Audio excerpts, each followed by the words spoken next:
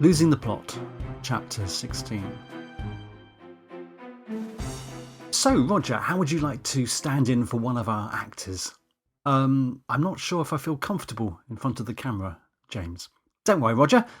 We won't be filming you. It's just to help with setting up the shot. It'll be fun. Danny didn't look convinced, and to be fair, neither did Roger. But I had to suggest something.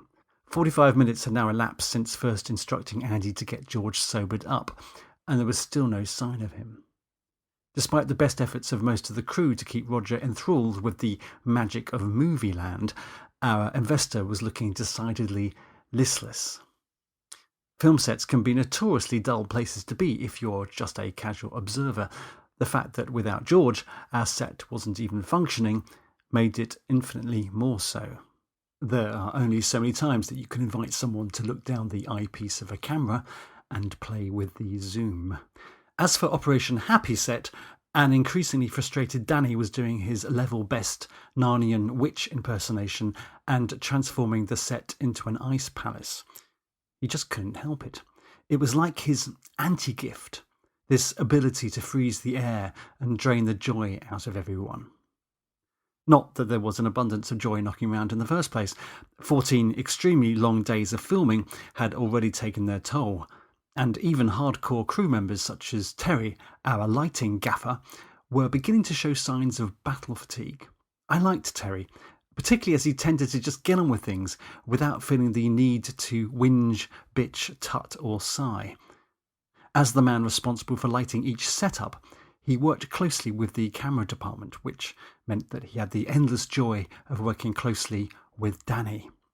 Fortunately, with 30 years of experience under his belt, Terry appeared to be sufficiently inured to the temper tantrums of highly strung DOPs to be able to dodge Danny's toys whenever they were sent flying from his pram. However, with Danny spending as much time arguing with Steve as he was actually operating the camera, I feared that even Terry might have his limits. For one thing, I had recently noticed that Terry's supply of ready quips had been dwindling, which was definitely not a good sign. A pervading sense of good humour had evaporated from the set a long while ago, and yet Terry had somehow managed to carry on as the lone bastion of the one-liner.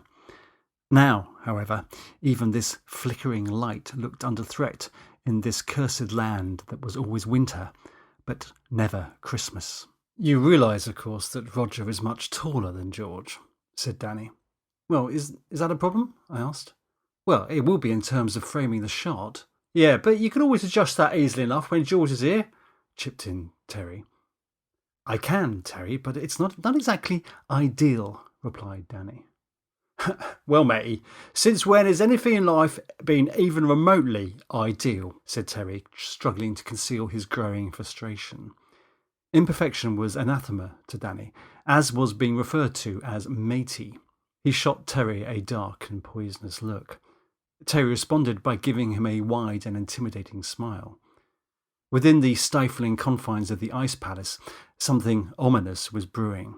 Increasingly alarmed by the darkening mood, I glanced over at Roger.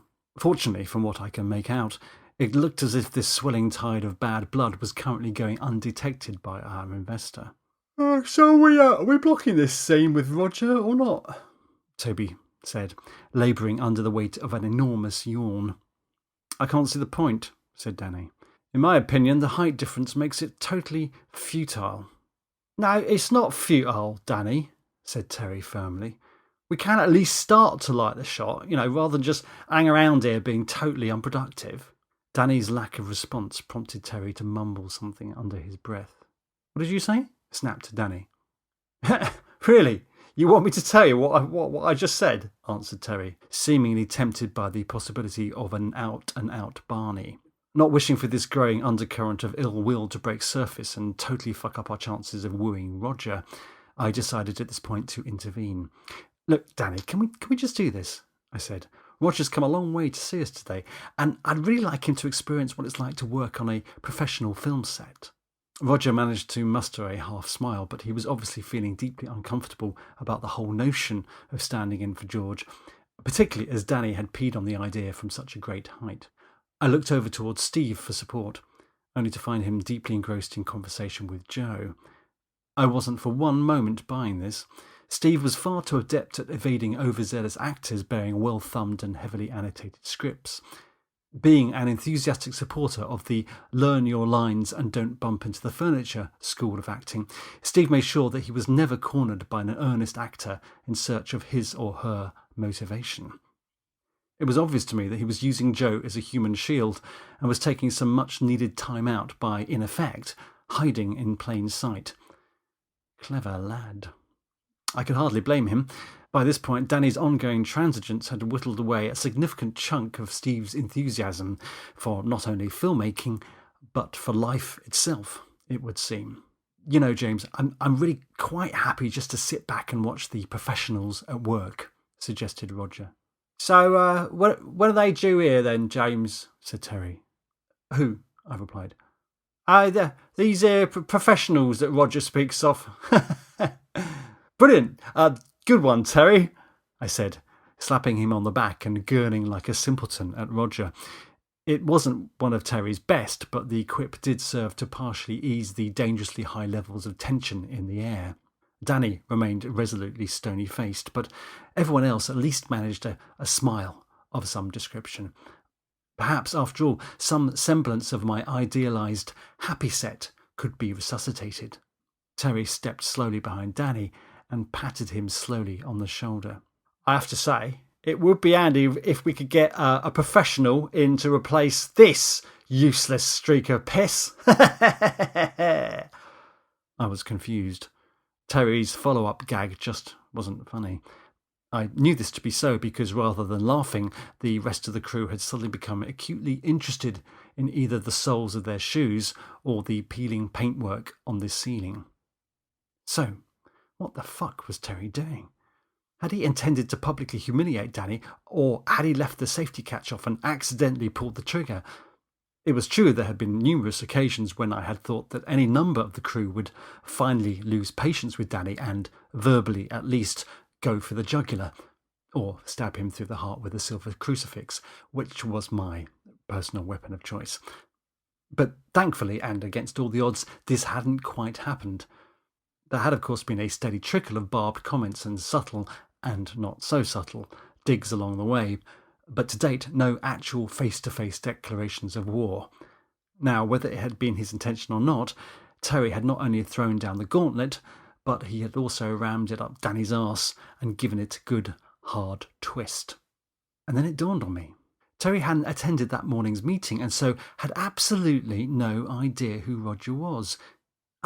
If he had, then I'm sure he would have been a bit more circumspect regarding any possible antagonistic tangle with Danny. After all, Danny was being irritatingly pedantic, but it was pretty mild stuff compared to what had gone before. Hours of precious shooting time had been lost in the last 14 days to Danny's Queenie Fitz artistic strops and sudden, unexpected departures from the set. But throughout all the histrionics, Terry, the steadfast pro with hundreds of gigs under his belt, had played a quiet, stolid and steady hand. Now, whether by accident or design, some safeguard had slipped and the truth was out. With Danny presently turning white with rage, the indicators were strong that some massive blowout was imminent. Time, I thought, to get our precious investor as far away from the blast zone as possible. Right, Roger, if you'd like to come with me, I said, firmly taking hold of Roger's arm and ushering him quickly away from the others. Your first position for this scene is going to be right over here, I believe. Honestly, James, I don't really think I'm up to this. Nonsense, Roger. You'll be great. Keeping a firm grip on my precious investor, I escorted him down the length of the bedroom corridor and through a pair of large double doors that led through to the main staircase. This I judged to be a sufficiently safe distance away from ground zero.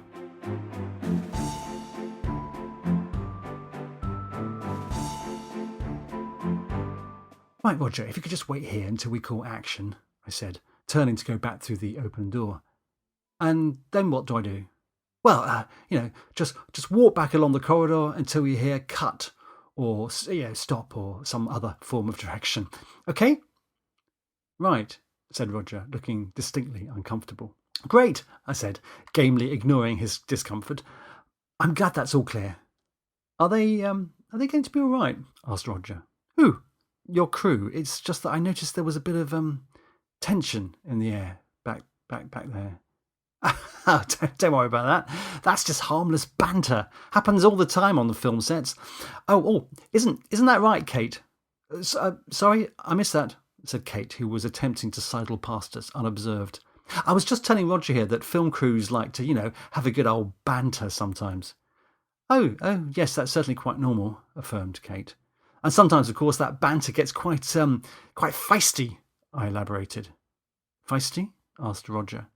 Yes, feisty, I said, turning back to Kate.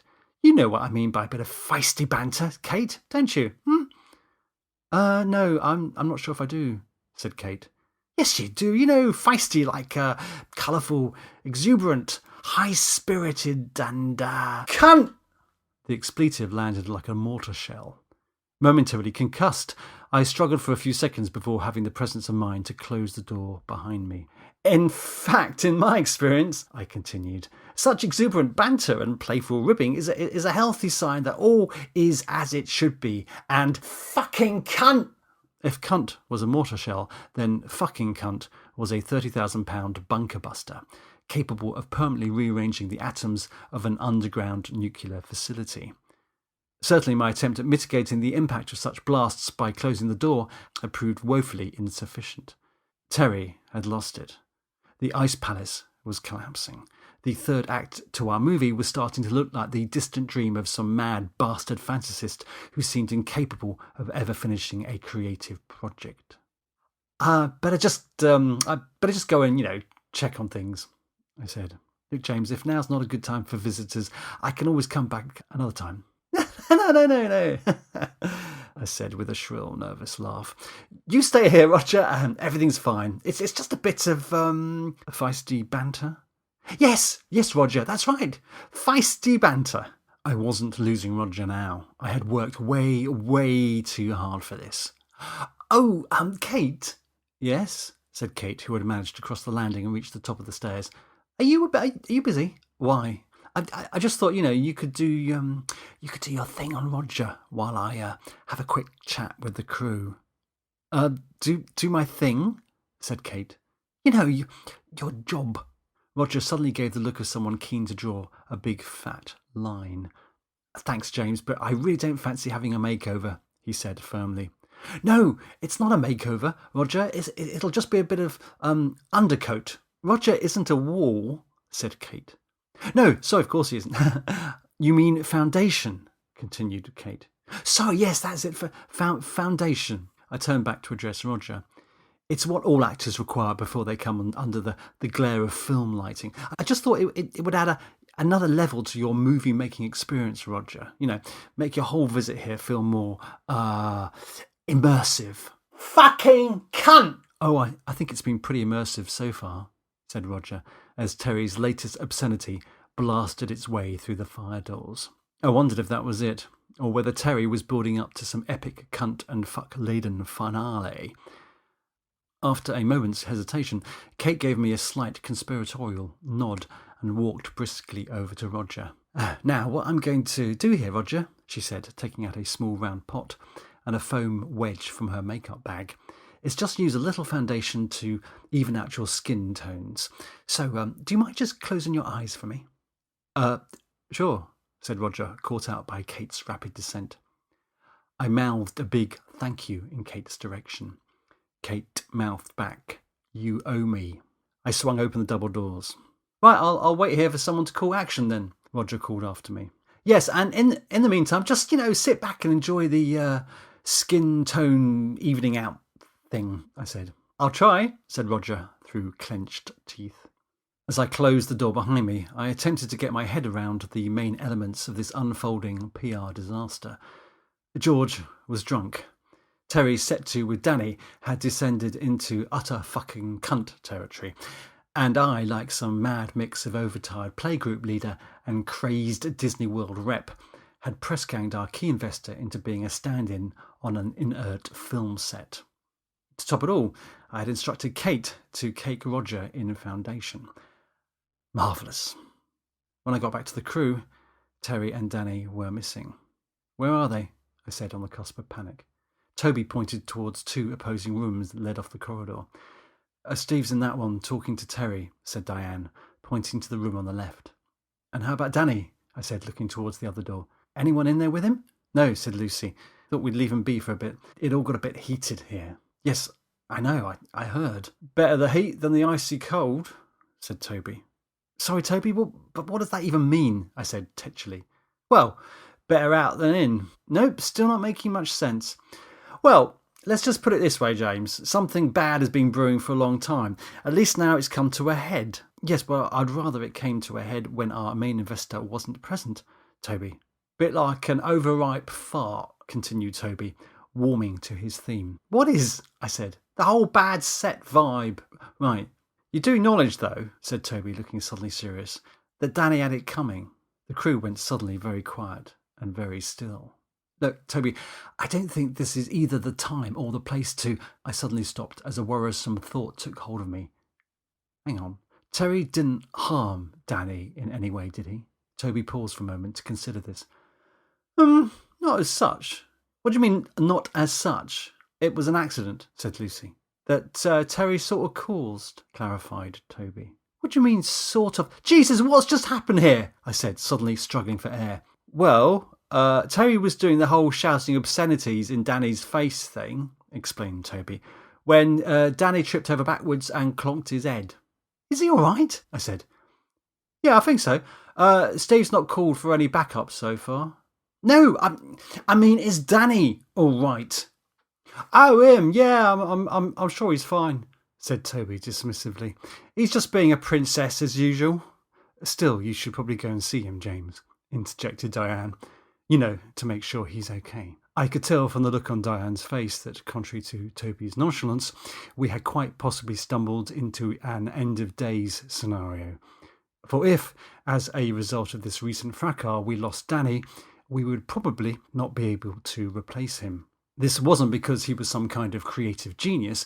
It was because in the industry, cinematographers don't like picking up and finishing off other cinematographers' work. It offends their sensibilities, apparently. It is particularly difficult to get them to do this, of course, if all they are offered are some loose coins that a desperate producer has found down the back of a buggered chaise longue, along with a couple of buttons, some dice, and a fluff-encrusted mint. I knew that it was imperative that, despite my own personal misgivings, I made sure that Danny remained on board until the end, preferably with all his motor functions firmly intact. I walked over to the bedroom that Danny had retreated to and gently knocked on the door. Hi, Danny. It's James. Can I come in? No answer. I knocked again. Still, nothing. Shit. What if there was some kind of conspiracy and everyone was playing down the so-called accident? What if, as a result of a flying headbutt from Terry, Danny was now lying unconscious and in a coma on the other side of this very door? Savaged by a crippling attack of paranoia, understandably not my first on this shoot, I snuck a quick look back at the crew. Did I detect Amy looking sheepishly away when I attempted to catch her eye?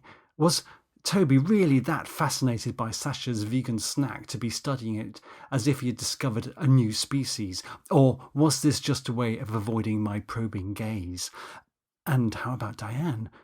Was she facing away from me with her head conveniently submerged in her continuity file because she knew the truth, but just couldn't bring herself to tell me? You should probably go and see him, Diane had said. Oh yes, Diane knew something was badly amiss. Of this, my paranoid self was certain. I pushed open the door. Danny was sat on a chair by the window.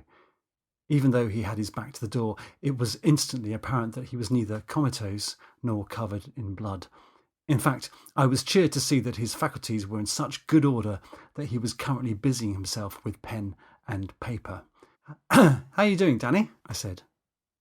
How do you think I'm doing? He replied, putting down his pen and swinging round to face me.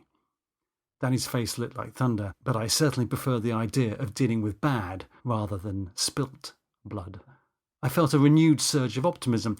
which was no doubt linked to the euphoric relief of discovering that Danny wasn't dribbling as a result of a recently inflicted brain injury. I certainly felt confident that I could at least broker some sort of ceasefire between Danny and Terry. That was all I needed.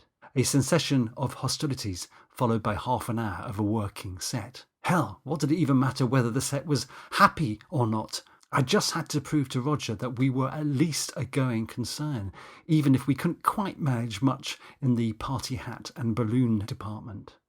Look, Danny, I really want to fix this, I said. Do you? Then fire Terry. If possible, I'd rather we found some other way of tackling this situation. Like what? He said. Well, perhaps get some sort of dialogue going on between the two of you. Oh, didn't you hear? We tried that and it didn't quite work out for us. I'm sorry, James, but I think we're way beyond talking now. I personally don't think so, Danny, I said. I think that all we need is a bit of honesty and hopefully a willingness to forgive. I mean, don't get me wrong. If Terry is out of order, then what do you mean if? Said Danny, jumping to his feet and striding over to me. Look what the bastard did to me, he continued while pointing to a spot on the back of his head. I looked closely at the highlighted area, but couldn't see any sign of injury. Oh, what am I looking at exactly? I asked. The bump, James. Can't you see the bump? Not really, no. Go on, put your fingers there and feel it, said Danny, taking hold of my left hand and thrusting it onto his head. I lightly touched Danny's head and, having failed to detect any bump-like aberrations, quickly withdrew my hand. Sorry, Danny, I can't feel. No, not there, snapped Danny, grabbing my forefinger and dragging it across to a hitherto uncharted part of his cranium. There, he said. My finger found the fabled lump. It wasn't big, but it did exist.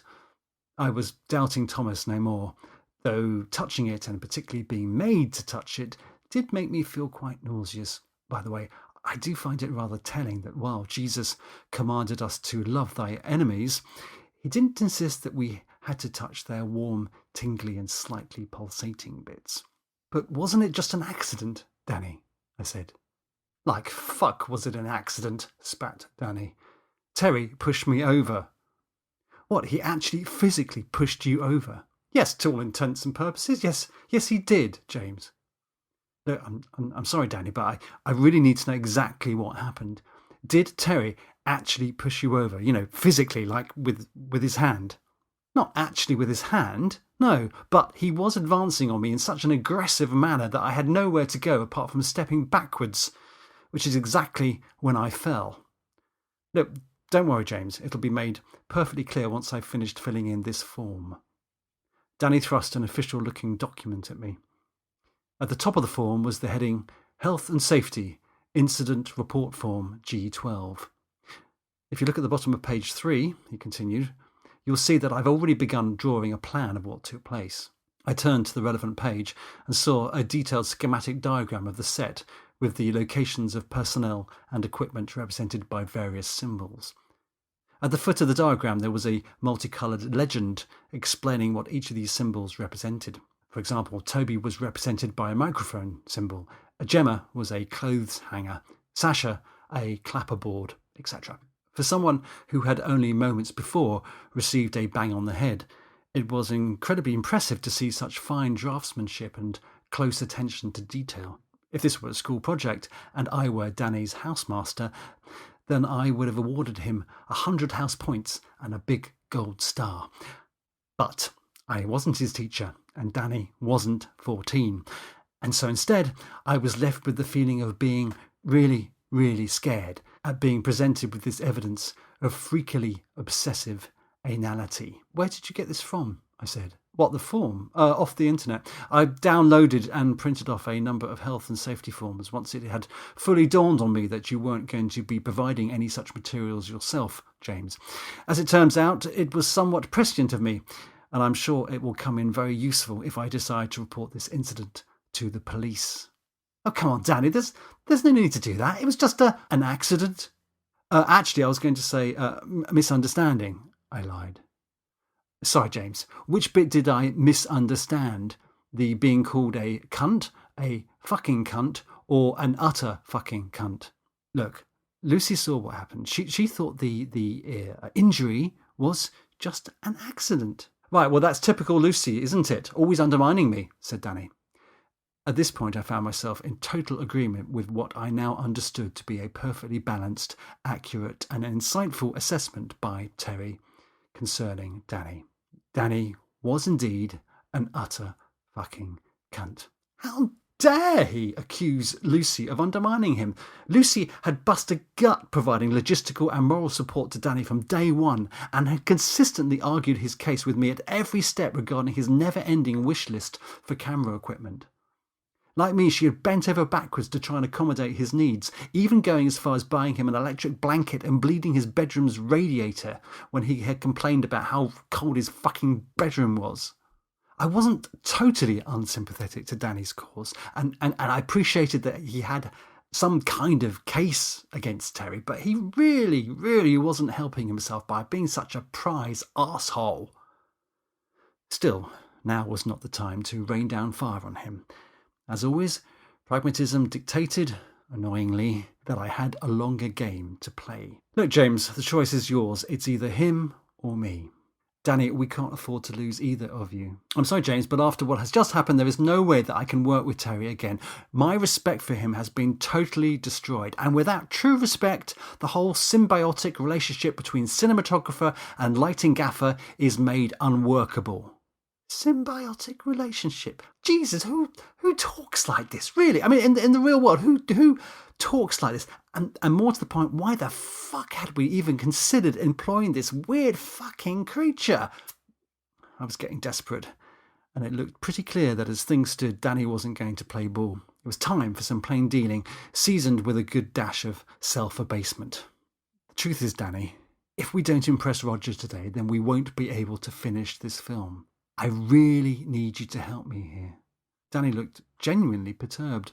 How come? We're running on fumes, Danny. We need more money. But you've already booked me for an additional week's worth of filming. That's true, I have. Oh, I see. So you've booked me, James, in the hope that your investor will cough up some more cash. Yeah, that's pretty much it. No, I'm so sorry, Danny, but I had no other choice. Well, I have to say, James, that's a pretty appalling thing to do, booking me out when you don't have the funds in place. What if I turned down some lucrative job due to my commitment to this film, only to find that in a couple of days' time, this project no longer existed? I had to ask, well, have you turned down any work, Danny? Well, not yet, but that's not the point, Danny shouted back. Turns out I didn't need to ask. There's a principle at stake here, James, continued Danny. I agreed to be your cinematographer for what amounts to very little money, and I agreed to do this in good faith. Now, you've gone ahead and booked me for an additional sum of money that you don't actually have. This isn't good faith, James. It's deception, plain and simple. In employing my honest Joe approach to Danny, it felt as if I had taken a wrong turn and driven straight off Beachy Head. I needed to crank up the contrition before I lost him completely. Look, I'm really sorry, Danny. I should have told you. I just didn't want to worry anyone. Well, a responsible producer would have levelled with us and told us the truth, James, that there was a serious possibility of the funds drying up. You know, I might even have considered a deferred fee for the last week if you had been honest with me. Shit, yes, deferred fees. Why hadn't I thought of that before? One of my how-to books had mentioned the concept as a way of stretching the budget. If all fell through with Roger, a scenario that was looking increasingly likely, maybe offering deferred deals to cast and crew might work. But then I couldn't quite see Sir Hugh buying into this jam tomorrow malarkey and deferring his 11 grand. So the deferred fee thing for you is definitely out of the window, is it? I said. Yes. And you're not going to come back on set unless Terry is sacked? That is correct, James. Okay, do you reckon there's any chance that you might consider coming back on set if I sacked Terry in about an hour's time? You mean after your investor has left? Yes. I didn't have any intention of sacking Terry, but I thought that if I could just get Roger's visit out of the way, then I still might be able to get Danny to back down from his me or him ultimatum. Danny walked over to the window and stared out into the middle distance. I couldn't see his face, but I got the distinct impression that the little shit was enjoying this. After 20 seconds of deliberation, he returned his verdict. No, James. I am not stepping back out onto that set until Terry has left the building. I was out of options, and I was out of time. Soon, I imagined, I would pretty much be out of my mind. There was a knock at the door. If that's Terry coming to apologise, said Danny, turning back towards the window. Tell him it's too late. I walked over and tentatively opened the door. It was Steve. It's not Terry, I assured Danny. Look, I'll be back in a mo. Okay, but don't forget, Danny called after me as I disappeared through the entrance. If you want me out there impressing Roger, then you know who cannot be within these walls. Yeah, got that, Danny, thanks, I replied, closing the door behind me. From Steve's anguished yet resigned expression, it was clear that he too got it.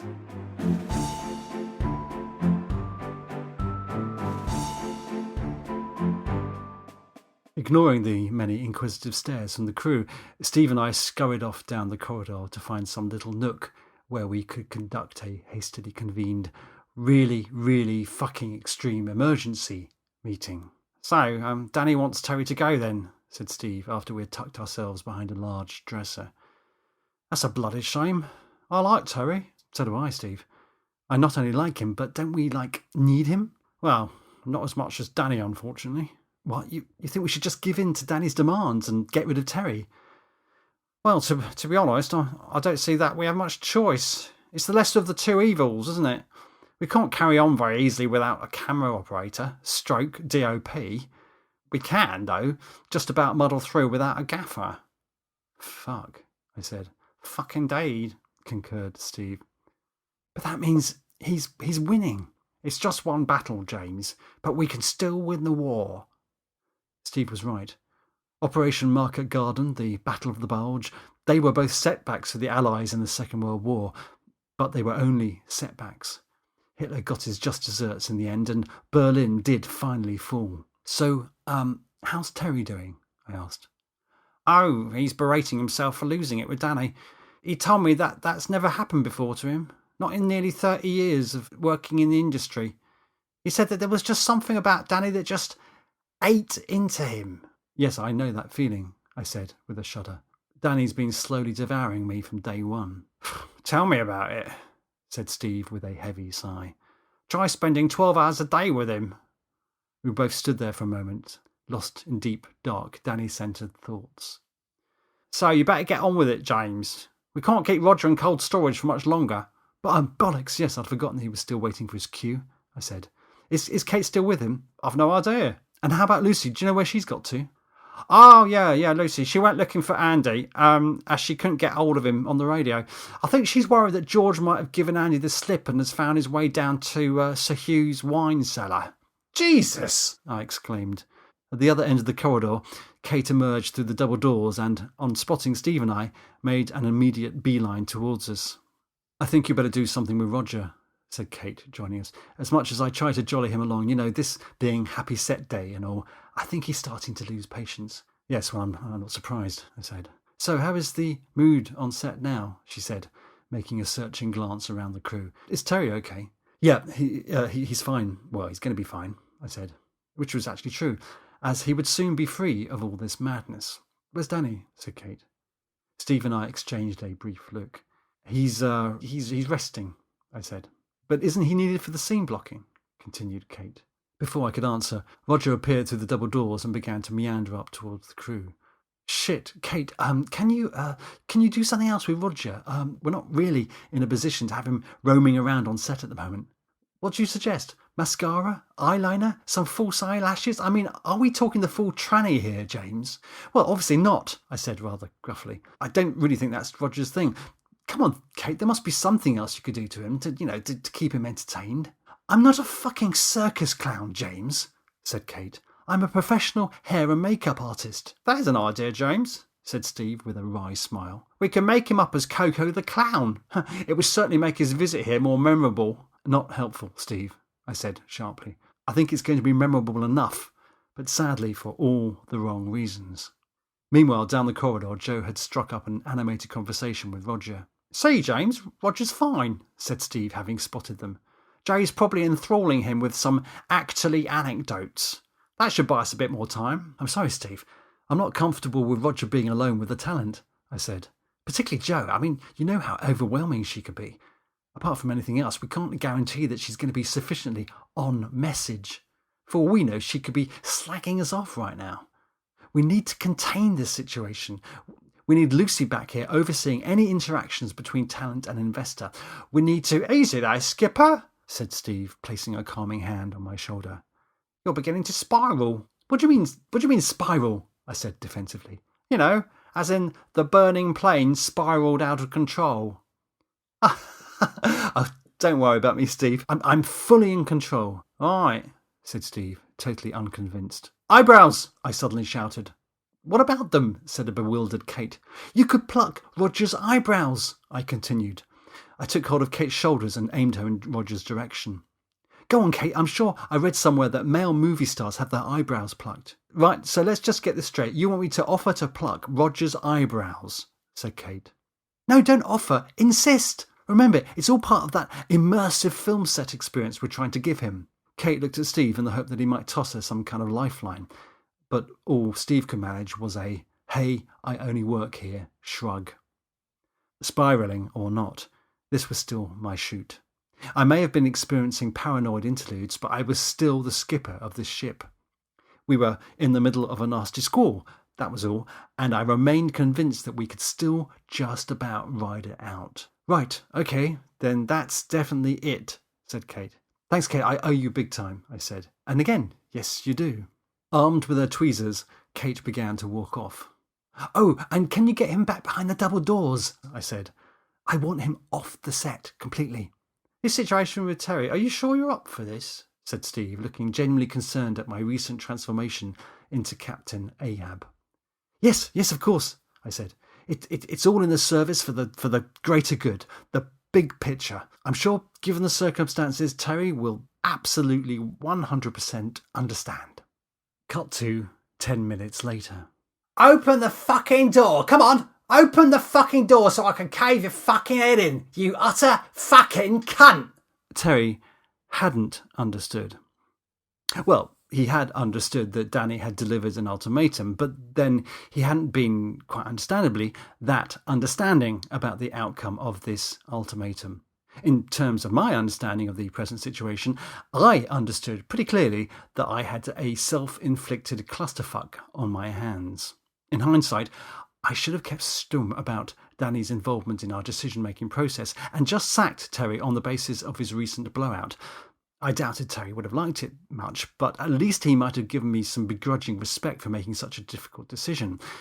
But instead, I had opted to tell Terry that my hand had been forced, as this had been a far less stressful way of delivering the pill.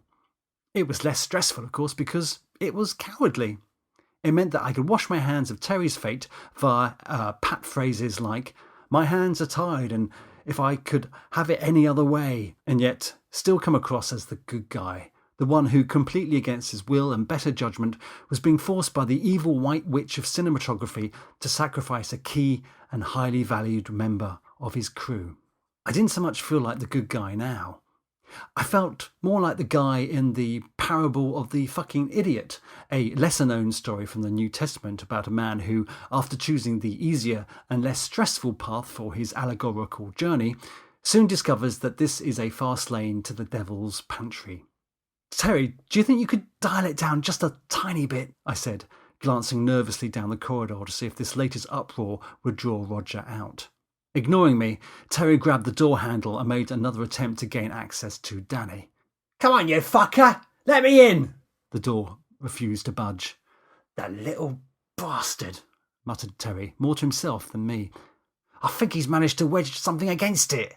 Terry, I know you're angry, I said, but is there any chance we can do this a bit later?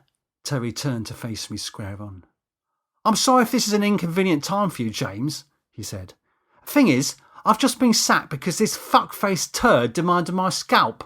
Something, by the way, that you were more than happy to provide him with. Terry, as I pointed out to you, my hand was forced, I squirmed. I'm sorry, James, I can hardly hear you. said Terry, dramatically cupping his ear. "Can you speak up so that everyone can hear exactly why I am being forced to leave?" I was painfully aware that all eyes were suddenly fixed on me. The news that Terry had been sacked had prompted a ripple of gasps, sighs and murmurings amongst the crew, and now everyone seemed to be tuning in for the gritty details. I had to get rid of Terry. Roger just couldn't witness this. I didn't know how much time I had, but if, strictly behind closed doors of course, I could let Terry expend his wrath on Danny, with me acting as referee, just in case Terry really did intend on causing bodily harm, then maybe Terry's honour would be satisfied and he would quickly depart. This would then allow Danny to come back on set, and finally we could do something, even if it was just blocking the scene with Roger as George's stand-in. Hey, by that point, even George himself might well have been recaptured, and we could astound Roger with some actual real-life filming. Wow, now there was a staggering thought. "Danny, can you open up, mate?" I shouted through the door. "Is that lunatic still there?" came Danny's muffled reply. Yes, he is, but don't worry, he isn't going to hurt you." I gave Terry an emphatic look. Terry responded with a marginally acquiescent shrug and smiled. It was hard to tell if the smile came from a wholesome place or whether it was the salivating grin of a lion about to tuck into a cornered gazelle. "Danny, we just all need to be grown up about this and have a talk," I said. After a couple of moments, I heard the scraping of furniture and the handle began to turn. Yes, the tide was turning. I could feel it in my bones. At last, something good was about to be salvaged out of all this compound fuckwittery. Which is just when everything went a bit John Woo.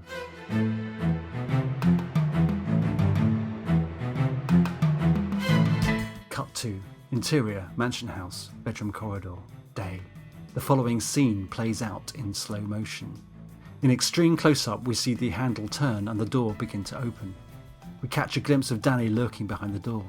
Terry begins to mouth something in Danny's direction and proceeds to move forward into the opening. We cut now to the double doors at one end of the corridor. These swing open to reveal Roger and Kate. With determined strides, Roger moves down the corridor away from a protesting and tweezers-wielding Kate.